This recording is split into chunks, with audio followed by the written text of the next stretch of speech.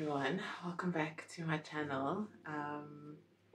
It's NanzNaturally now, if you haven't seen the name change on the channel, but it's good to be back. I won't lie, it's nice to be on camera again.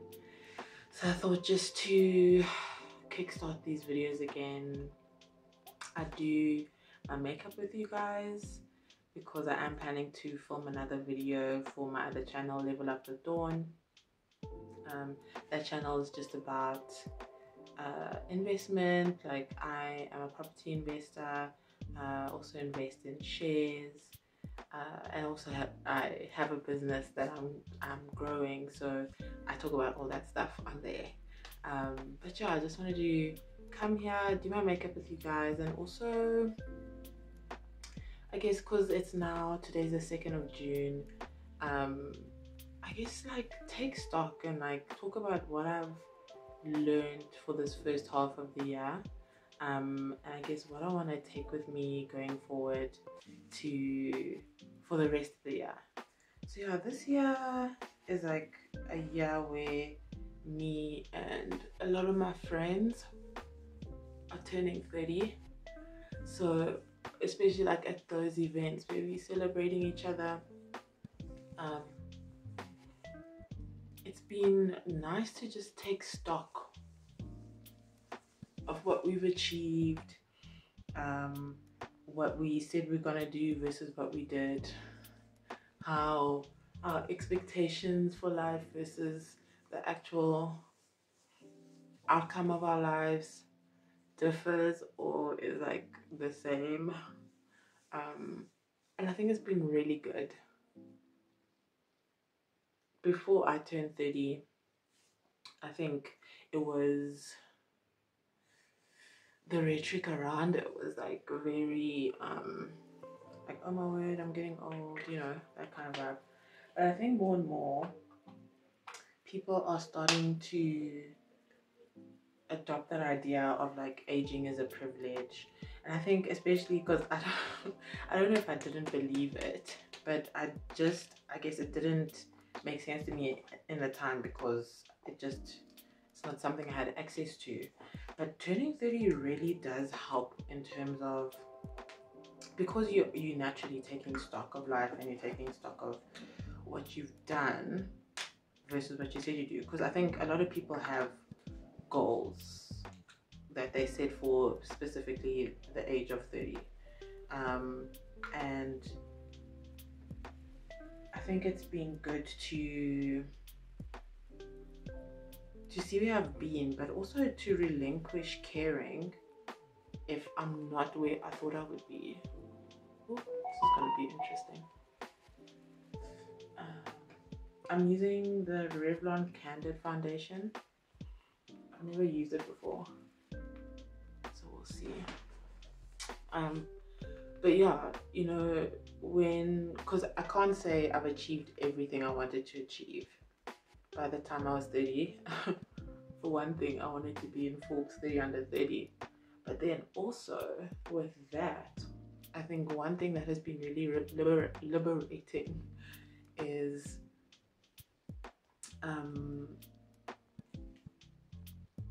not caring about that external validation anymore. Because I think a lot of the goals that I set, and when I set them, I was still in a space where I was seeking external validation. And then the past few years, 2 or 3 years, for those of you who know tarot, I've had like, well, for those of you who know tarot, the past two, I had my Saturn return. So if you know what that means, then you know like what I've been through. And it's so funny because I didn't even know about that shit like before, like going through it. I was just like, yo, the healing, you know. And then to find that there's like an explanation, or there's a phenomenon within tarot that so perfectly coincides with that time in my life, it's so interesting. But yeah, so those kind of moments really forced me to like break down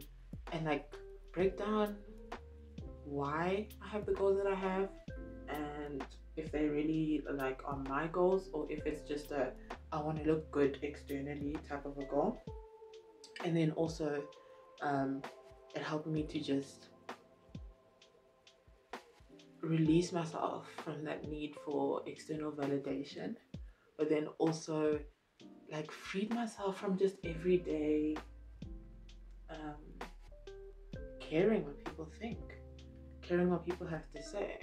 And so that has been liberating, definitely, especially as a person who was so cognizant of, oh, like, I remember I used to be so insecure where I'd walk past people laughing and think they're laughing about me, you know, like crippling insecurity. So to get to that point has been really good.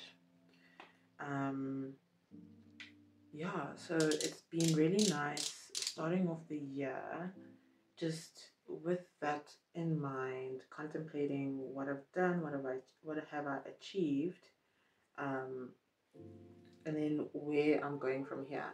Because I think from this point forward, I have more of a realistic view of where I can go. Not even because like my dreams are not realistic, but I have more of an understanding of how the world works and what I will need to do to get where I want to go. So then now when I'm setting these goals, it's so much more intentional. Like everything in my life, I think, is just that much more intentional, which is great. One of the things that I've been doing is like cleaning out my closet, cleaning out a lot of clutter in the house.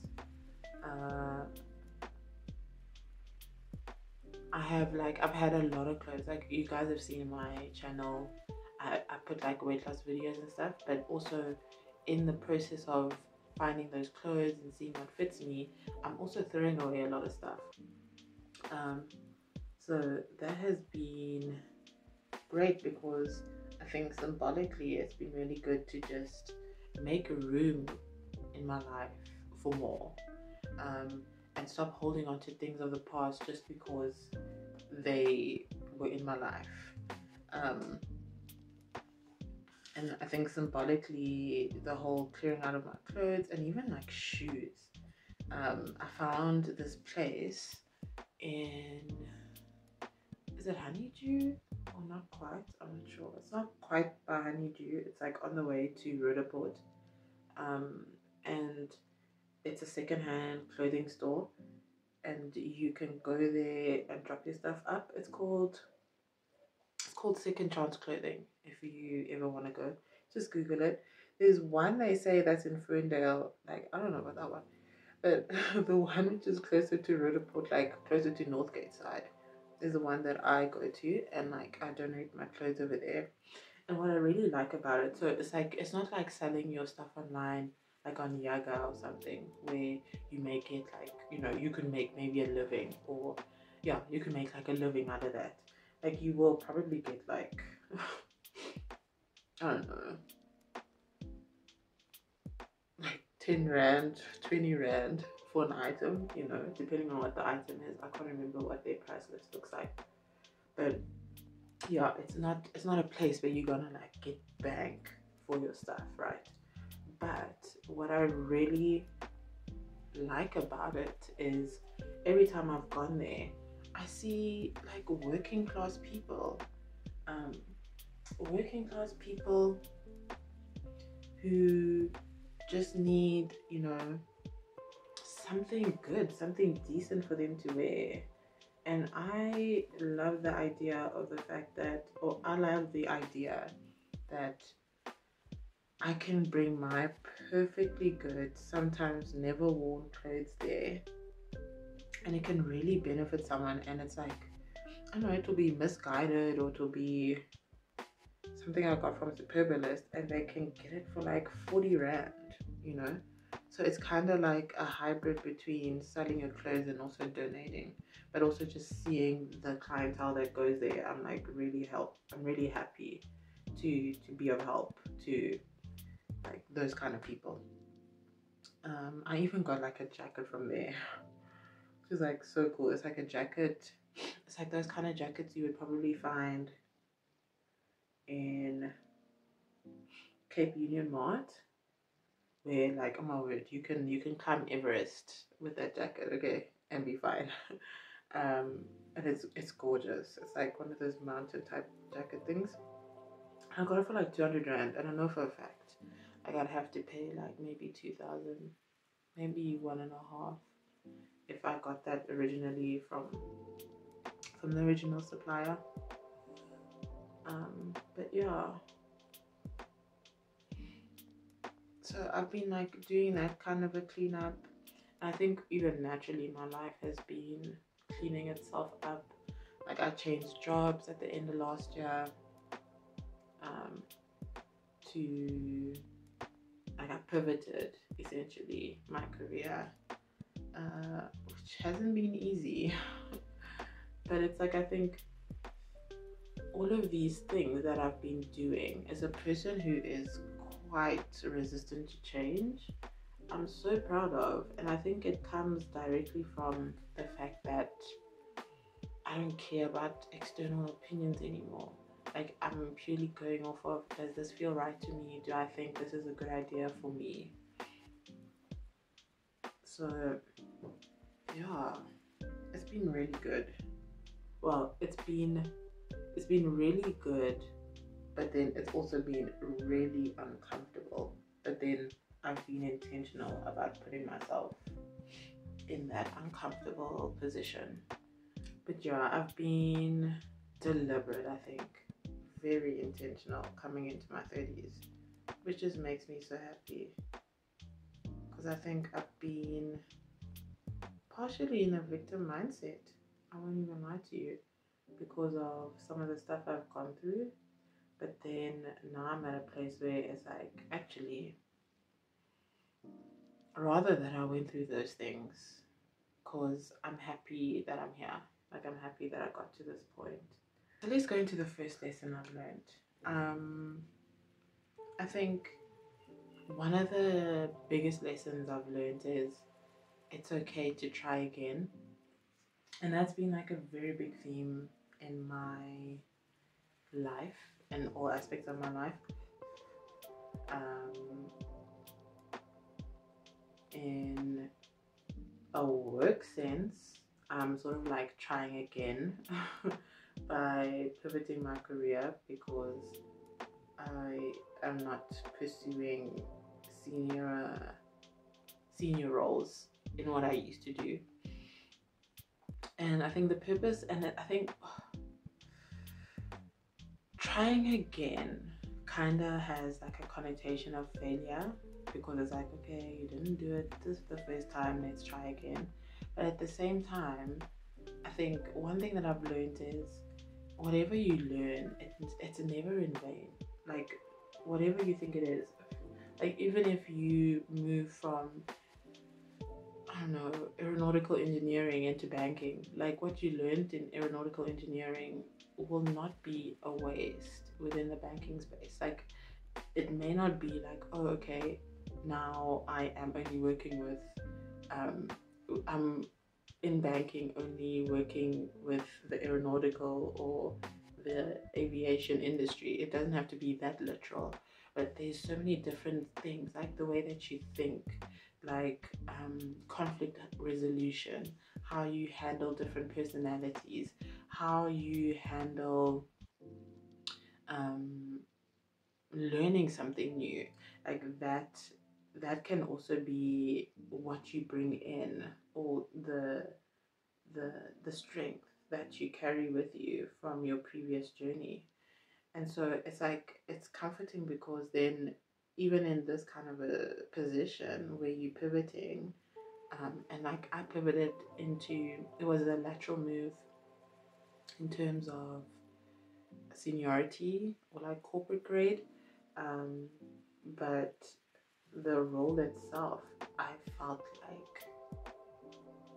the biggest idiot, like the biggest idiot. Like, yo, I was like, damn, like I know nothing out here, you know.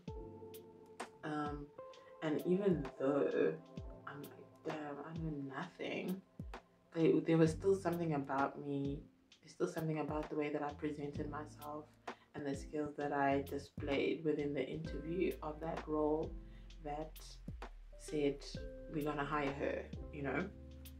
And sometimes we forget that, right? And then that's when like the whole imposter thing comes in, where it's like, oh, I'm supposed to be here, but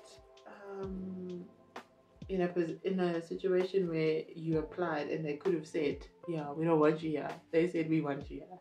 So it's like, I think that's been like a great thing for me, because imposter syndrome hasn't really allowed, it hasn't been allowed to I don't know, set roots, or yeah, it hasn't allowed to, like, it didn't have an opportunity to set roots, because like I was chosen, and I know I wasn't the only person applying for that role. So it's been really good, I think, because putting myself in the outside of my comfort zone has been brutal for me, in the sense that I've really had to like actively check my ego in my day-to-day job, in my learning, you know, because I think sometimes it's like you can go into a position and you can be really excited to learn, and you can really be like ready and willing and receptive to learning, but at the same time realizing how much you have to learn, which on the flip side of that is realizing how much you do not know yet, is so hard on the ego. Like, it's so hard on the ego. And it's like, it's difficult just because I'm coming from a place, and it's so funny, because it got affirmed again. You know, I wasn't looking for this affirmation, but it got affirmed again. When was it? Beginning of this month? Like, let me tell you something. In my previous role as a rock star, like, I knew my shit. I knew my shit. And so, at least in that case, and I think the recent affirmation of that was to say, look, you went into a position, or you went into a role where you knew nothing about it. It was my first job out of university, and like that role has evolved over time as I've learned, as I've changed teams and that kind of stuff. But like the fact that I'm in that role, a role that I was previously like, what the hell is a bank? I don't know, what are we doing? To me knowing for sure that like I know my shit in this space, it just further affirms that I can get to that point in this role. And so it's just a matter of putting in the work, putting in the time, studying, you know, learning what I need to learn, and like setting my ego aside, especially while I'm doing that. Like, even in my friendships, we trying again, you know, like I have the best group of friends, and like the people I've been like celebrating like our birthdays and stuff with, and we, for a while, because we met in university, for a while our group was not as knit, as well knit as I think it's like becoming now, because some of us were in different cities and we were like in different stages. Some of us still studying, some of us working, and so it's like, now that we all situated in Gauteng, we've been given that chance to like recultivate this friendship, and it's been awesome. Like, I was thinking about them earlier today. I was like, oh, these are my girls, I love them so much.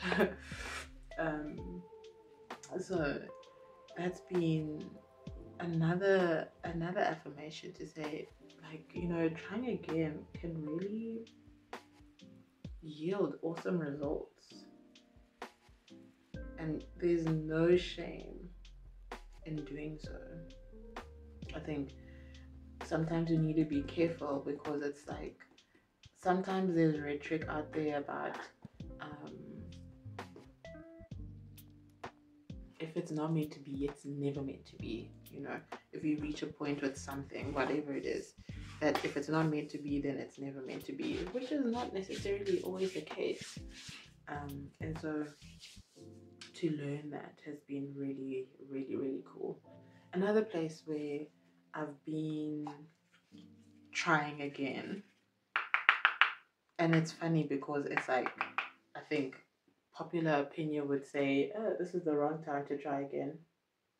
But it is like with my business. So I have a business, a cosmetics company, and that the strategy that I had around that business has changed. We started off as a single product business, and then we've been expanding. And what's really great is like the expansion has been really well received in terms of, because I think one thing I've realized about me is like, even though it's like it doesn't matter what I'm selling, even though I'm very deliberate about what I'm selling, what I'm truly selling is quality. Like my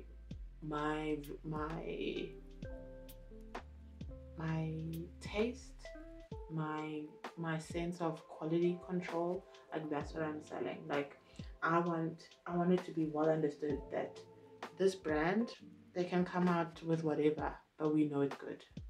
We know it's not a money grab. We know that this thing is of quality, and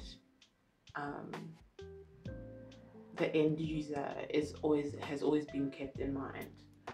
So with that being said, like to develop that kind of a reputation in a consumer type business takes some time. Oh, weird. Like, can we chill? It takes some time. So that's kind of like what I've been trying again. Because I guess, you know, the world is going through a lot right now. You know, a lot of talk around possible recessions, and we know what Mr. Lesitja has been doing. I'm sorry, the Honorable Governor. Yeah. So it's like people are like really going through shit, and really like struggling financially. So to be reigniting, or what do they call it? Re-energizing a brand during this period may not make sense to a lot of people. But I think because the goal is not about, I want you to buy as much as you can buy, you know, screw your home loan, screw your rent, screw school fees, you better buy my lashes, you better buy my brows. Like, no.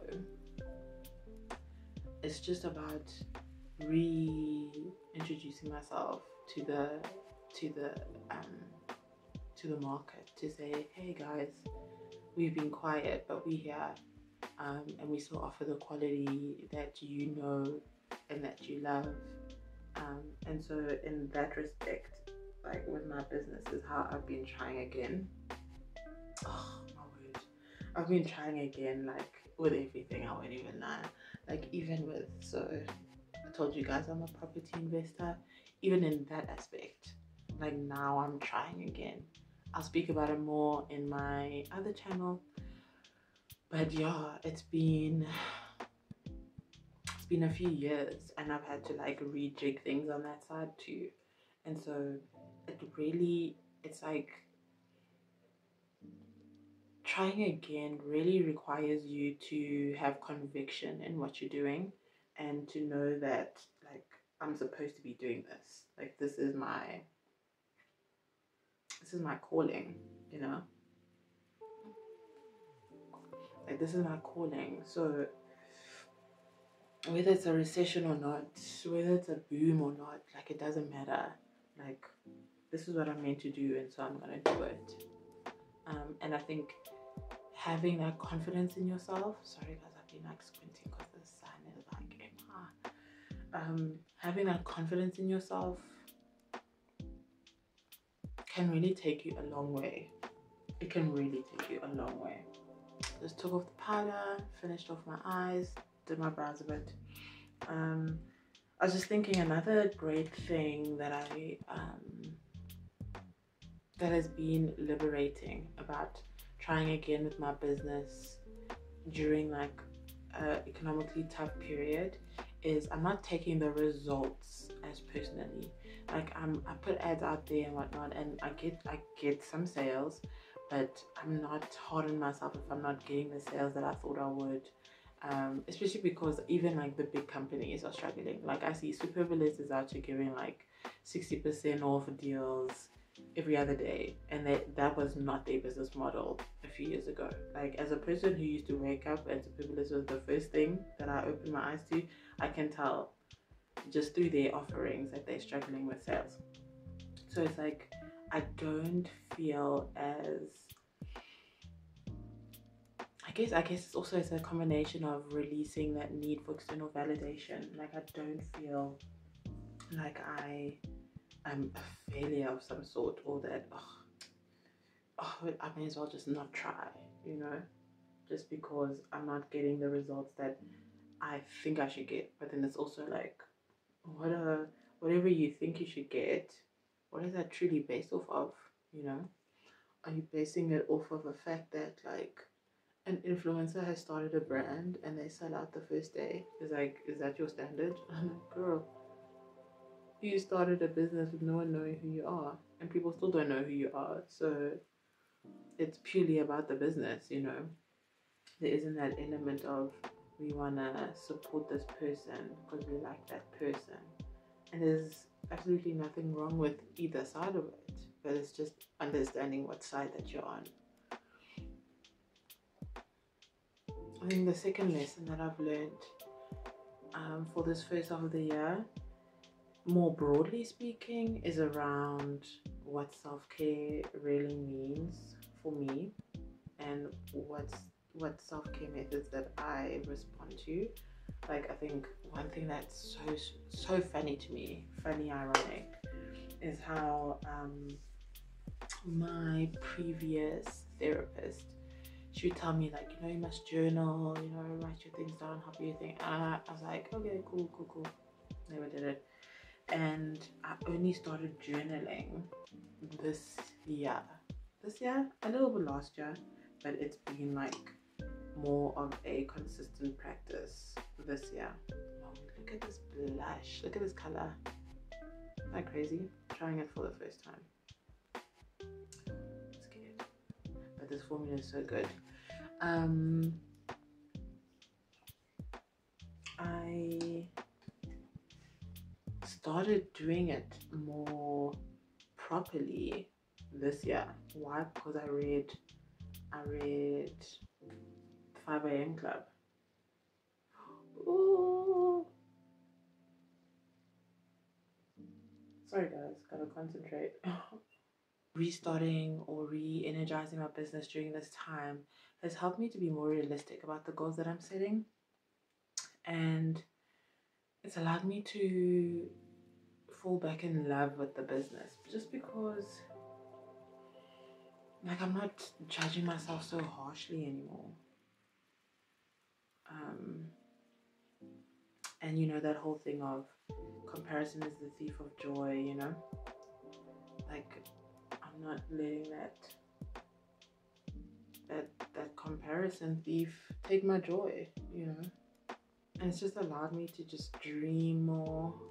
I think for my business especially, I had like so many dreams for it, and I had so many goals for it, but then I think being disappointed kind of like made me like slow down a bit on those things. And also it's like getting back into it for good reasons and it coming from a better place. It's just allowed me to have more confidence in myself in terms of what I'm executing and what I want to achieve within this, and also to give myself grace in terms of how long that's going to take, because I'm now more focused on the journey of getting there rather than being able to externally show that this business is successful, this business is this and that and all the other things.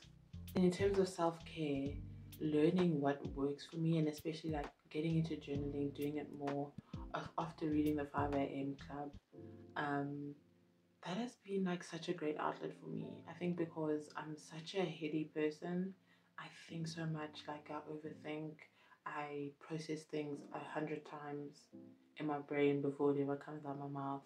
So to be able to have that outlet, it's so good for me. I think I'm surprised how well it works for me, and also at the same time I'm like, girl, like your therapist told you to do this like 3 years ago and like you're only here now, you know. But yeah, and it also helps me to, I think, just, you know, free up some RAM in my brain so that I can focus on like all these different things that I'm trying to achieve, all these different goals that I'm working towards. And one big part of that has been like setting boundaries. It hasn't been an easy journey, and I think as a person who grew up with that being one of the most difficult things for me to do, setting boundaries has been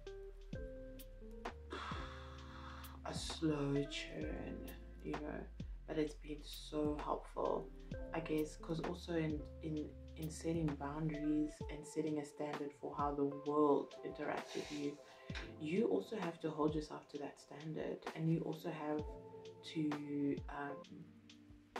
I guess like keep yourself, because a lot of the times we are the people crossing our own boundaries, and so to have those lessons, especially now to be in a place where I can be like firm in what I know I will take, what I know I won't take, what I know I can work through, and what I know is a complete deal breaker for me.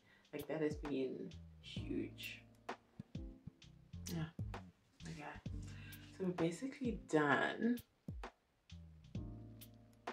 Let me know what you think of the look in the comments.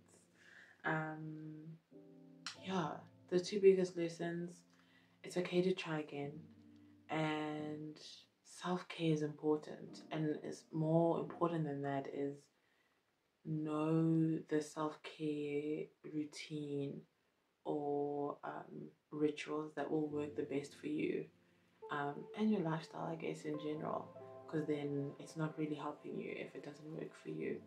It's been a good year. I think it's definitely not been an easy year. I think there's a lot of challenges that I have experienced, that I'm still experiencing, that I need to get through. But I think I feel more confident in myself to be able to get through those things. And then also, because of that, I feel like I can do things a lot faster. As a person who used to sort of like allow myself to be crippled by fear, I'm able to like arrest those fight or flight type of reactions, and now I'm in a position where I can step out, observe, and like properly assess situations to make like the best decisions for myself. Because now that I'm 30, I know better than ever what I want. There's goals that I didn't achieve before that I'm still holding on to, because I know I can achieve those goals, and I know I'm on my way there. There's things that I didn't expect to do. There's things that I didn't even see coming. Good things that are in my life, and so like I want to grow those things too. But yeah, like I think I'm in such a good place now to just take it up a notch, in all factors of my life. Let me know in the comments for this, I guess, up until your point, up until your life now, what are the biggest lessons that you've learned, the two biggest lessons that you've learned, and also what do you want to carry with you going forward? I think now that we're we've finished with one half of the year, this is also an opportunity for a lot of people to try again. I think in some aspects I am trying again with certain things for this year, going into the second half of this year. So it's good. It's good to have that conviction, to know that it's okay, that I am trying again in certain things. And it's also good to know that in trying again, I am not shackled by external opinions, and I've taken the time to understand myself well enough to know what is my voice and what isn't. And I really hope that you guys can also say the same for yourselves. But thank you for watching this video. If you enjoyed it, please give it a like, and don't forget to subscribe to the channel, and I'll see you in the next one. Bye.